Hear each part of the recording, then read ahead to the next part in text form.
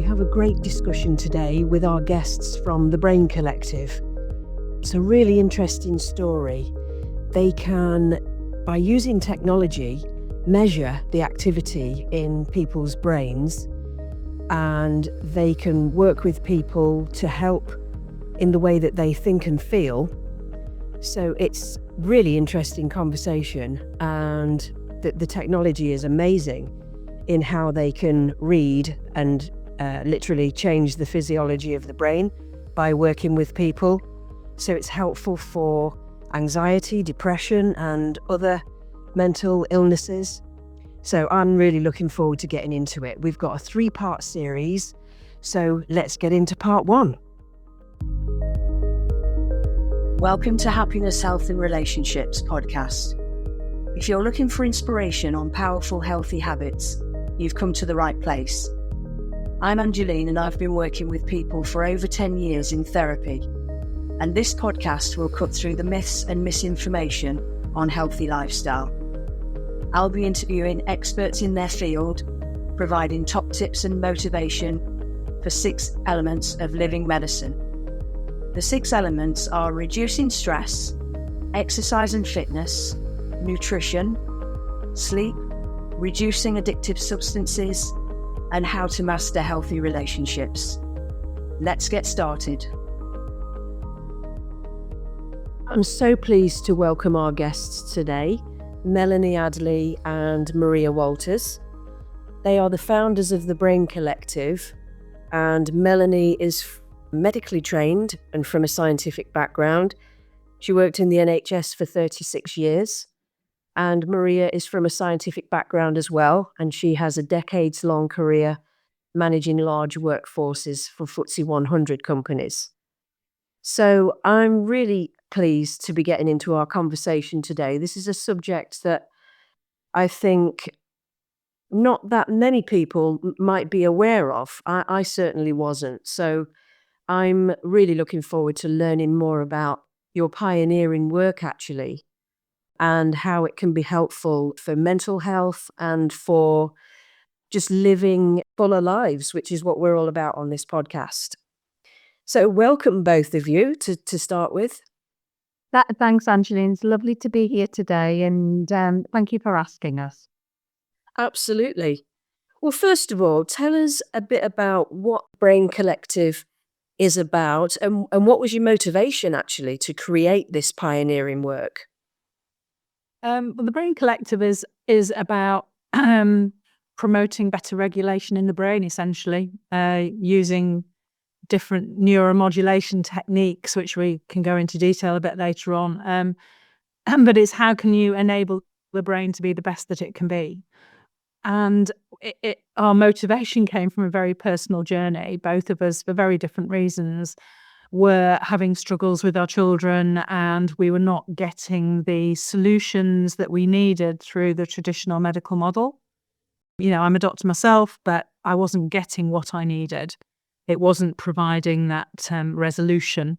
And so I was, searching for alternative solutions and came across neurofeedback. And of all the different things that we tried, it was the one thing. All the different things, all had an impact, but this was the one thing that made the biggest impact the most quickly. And so, within 2 weeks, I had got good resolution on numerous significant symptoms for my son, and I was hooked.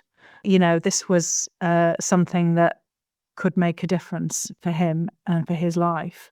And I think Maria was the same as well. It's a very personal journey for us, and it's a passion. And we, as a result of our journey, were determined to bring it home because we could see how many people could potentially benefit from this intervention. And at the time, 15 years ago, it was very, very unusual in this country. It's beginning to get a little bit of traction, but it's been a bit of an uphill struggle. And for me, I suppose we're all touched by sort of mental health struggles. And as a kid, my mum suffered terribly. And so it's not, it goes a long way back for me. I grew up with a mum who was schizophrenic. but she was schizophrenic following an awful injury. And way back in the 60s, they just didn't understand. So the treatment was benzodiazepines, heavy sleeping pills, and what's called ECT, electric shock treatment. So as a kid, I grew up going backwards and forwards to the hospital where they do ECT on my mum to stop her killing herself, essentially. And she essentially died a reasonably young woman as well, and your whole family is flavored by it. Everything is focused on keeping that individual stable. And I used to go home as a kid from school. I used to walk home 2 miles as a kid to make sure that she hadn't taken all of her sleeping pills. So I grew up and I thought that was perfectly normal as a child to be able to look after my mum. And I loved her to bits, and I was safe and I was loved all the time. But as I grew up, I'd sort of understood that there was some big holes in provision. And as my mum got a bit older, medically, nobody took care of her. So she fell through the net. Then I felt it was like history repeating itself with a child of my own, where he was being heavily medicated for something, and we just didn't get good answers. So there's a lot of really good reasons we're here. It is a passion. It's almost a social enterprise. Melanie and I have volunteered in this for 15 years now. It's a constantly moving platform as well. And it's fantastic for people who really struggle with medication, when medication's not working for them, or when they have certain things happen to them where medication isn't a good option. And so it goes a long way back for me. Absolutely. Yeah. This is a very personal story, then, really, for both of you, and explains why you guys are so passionate about it and worked for 15 years voluntarily, to get this work up and running. So I can only imagine, really, the difficulties that you've come up against to try and launch this work, and the personal stories that run alongside all of that. So tell us a little bit about that, about the difficulty, because it was essentially new to this country, you were saying. There were a few practitioners around when we first started, but it certainly wasn't widespread. Well, I think one of the biggest hurdles is certainly from the medical community that it's very much dismissed. I was seen as being a bit bonkers for having this little sideline business, but so I suppose it's not. Traditional medical model is very wedded to pharmaceuticals, and it's going to take a long time to realise there are actually alternative solutions and potentially better solutions that don't have all the the sort of the side effects associated with medication.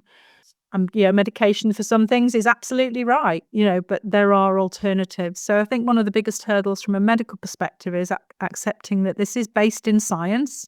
It's not woo-woo. It is real. It's based on true neuroscience, and it has a very, very, very long history.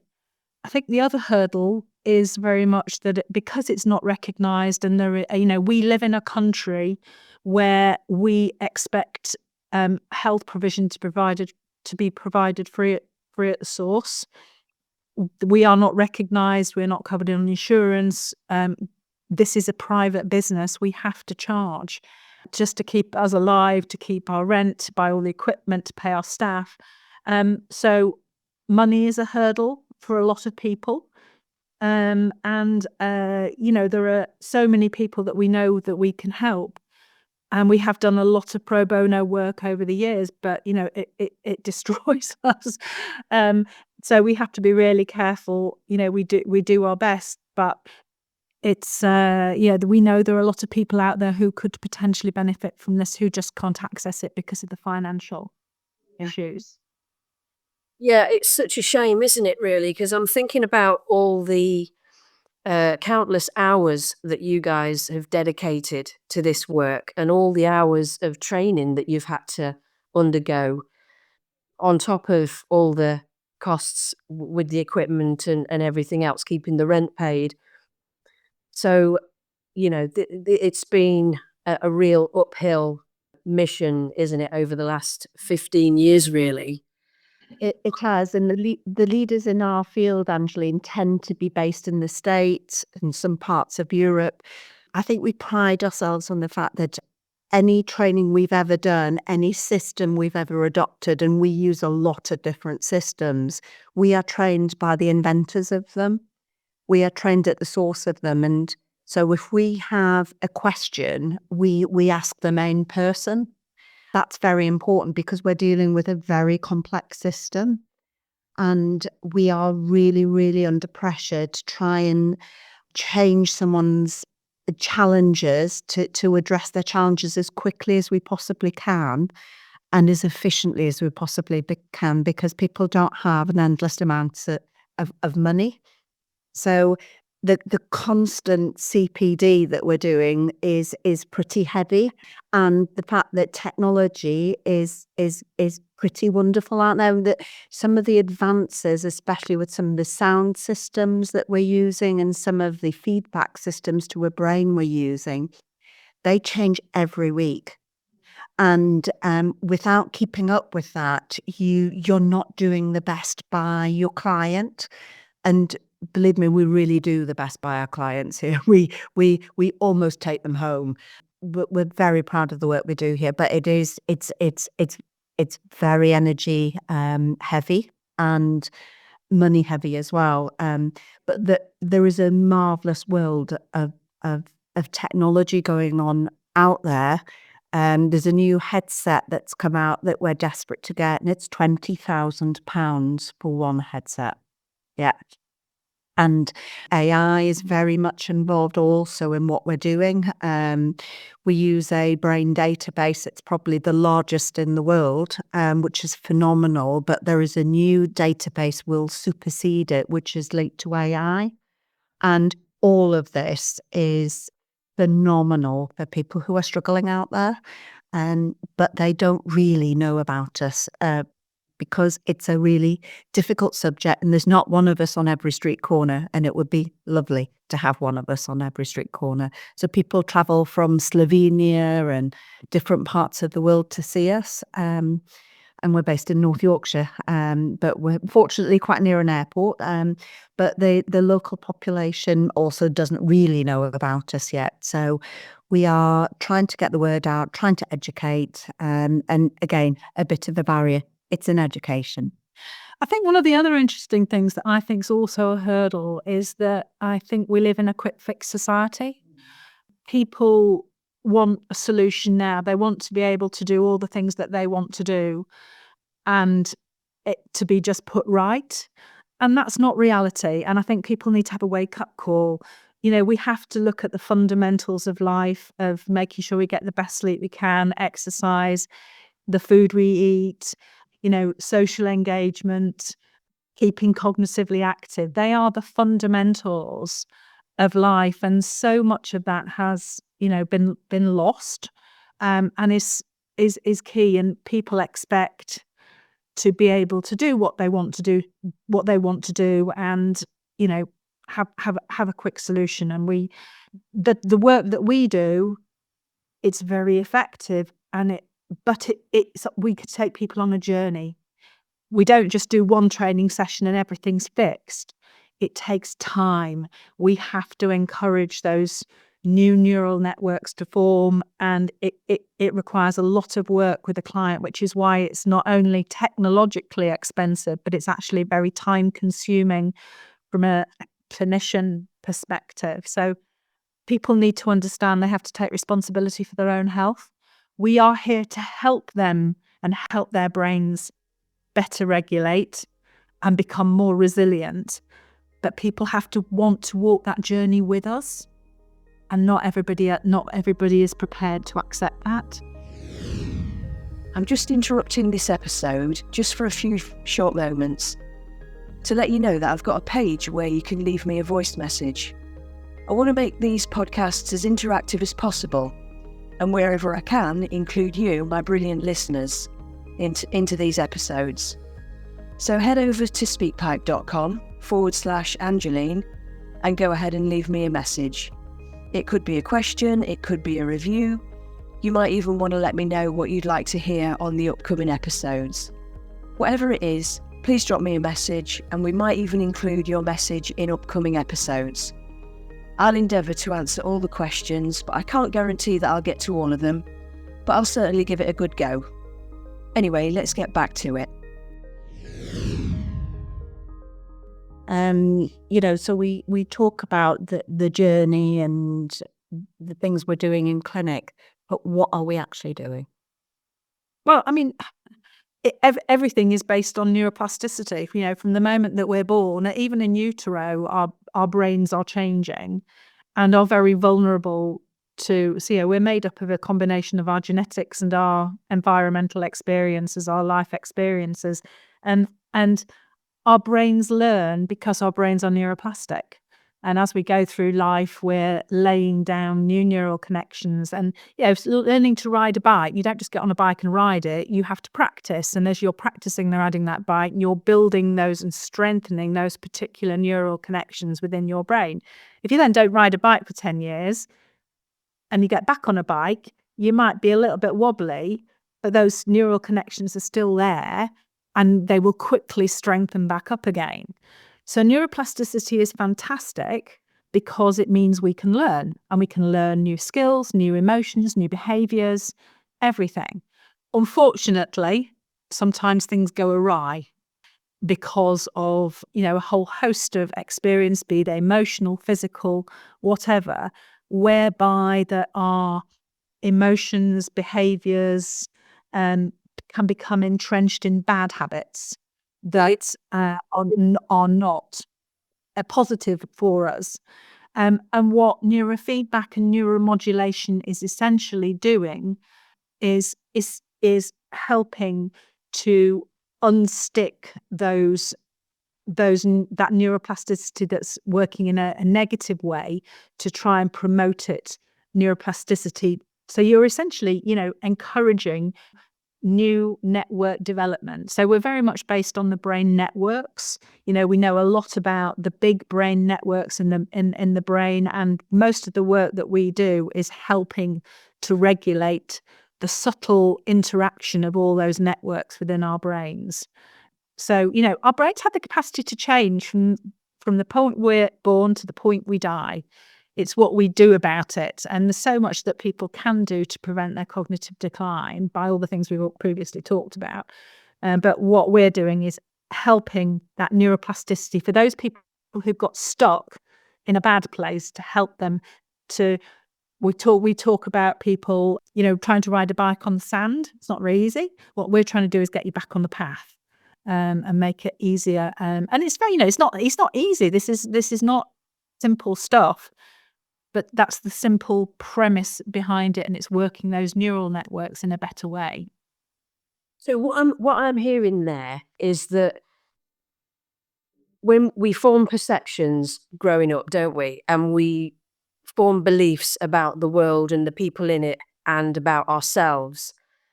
And so those beliefs can become quite limited, where we believe that we're not good enough, or, that the world isn't safe, depending on our experiences. So that's what I was hearing there, that our neuroplasticity is kind of the physiology of the brain that shows up. But I guess I like to put things in layman's terms, if you like, that what we might be experiencing through that is these limiting beliefs, and it affects how we function in relationships. It affects if we go for that career that we really want. It will impact the partner that we choose, because it's based on beliefs of we're not good enough. So therefore we might accept being treated in a certain way, and we might end up in abusive relationships and all those types of things. So this stuff is really powerful and really significant, and literally decides the course of our life in every aspect, really. and can determine whether we look after ourselves in both physically and, eating well, exercising, taking care of ourselves. So that's what I was hearing there, that when we're stuck in those maladaptive behaviors, I guess, and what we expect, our expectations for ourselves and of life, that your work is helping people move from those limiting beliefs and what have you. Correct me if I'm off the mark here, but that's what I'm hearing.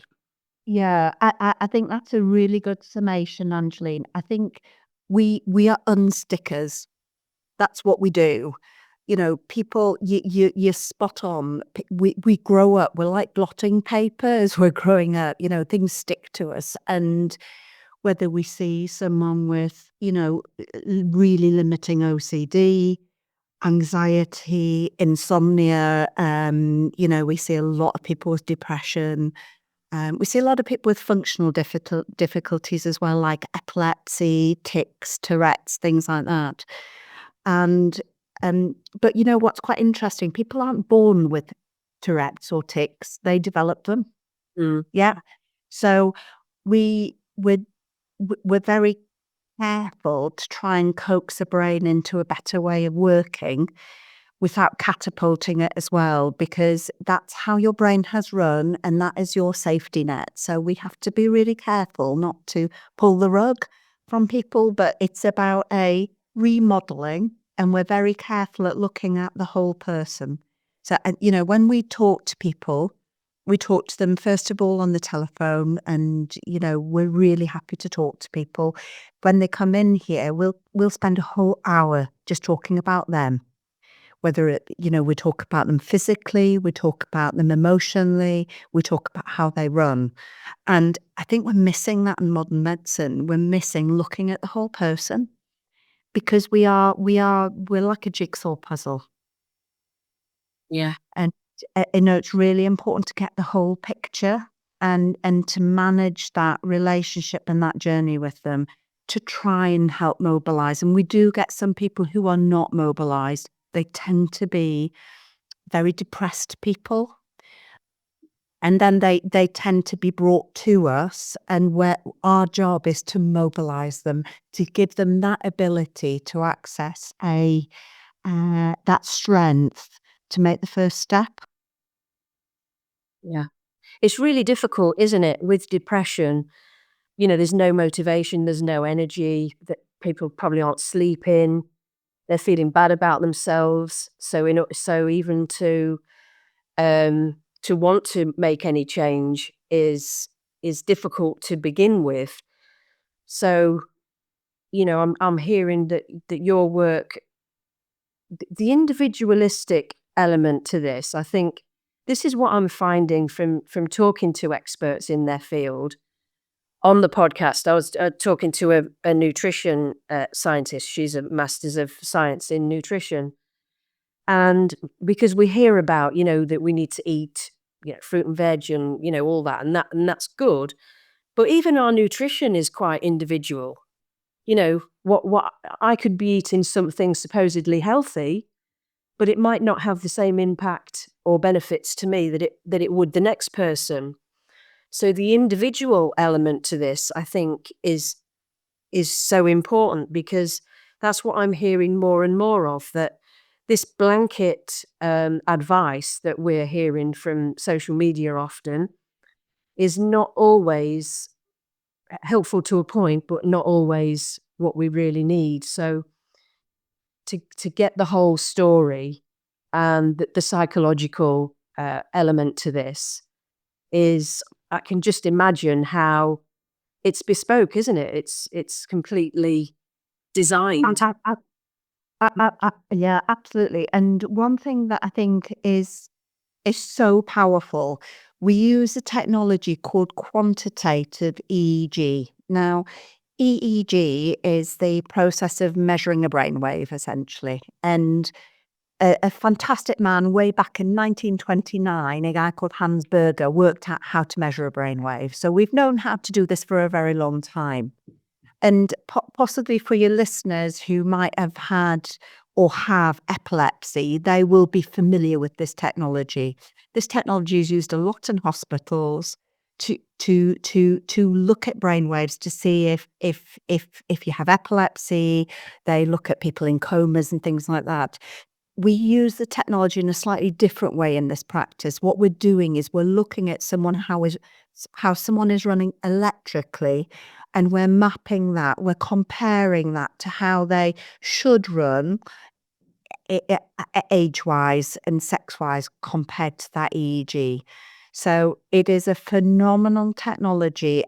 What is so powerful as well, we talked about depression before. There is a signature in your brainwaves for depression. There is a signature in a map, what we call a heat map, for depressive symptoms.